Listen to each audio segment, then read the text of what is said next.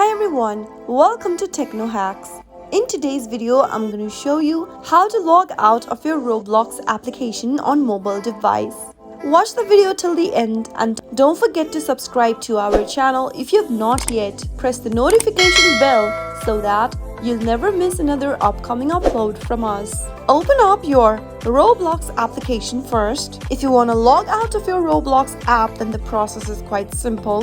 From the main homepage of Roblox, tap on the three dots icon at the bottom right hand corner. From the More menu, scroll all the way down and you'll be able to see a Log Out button.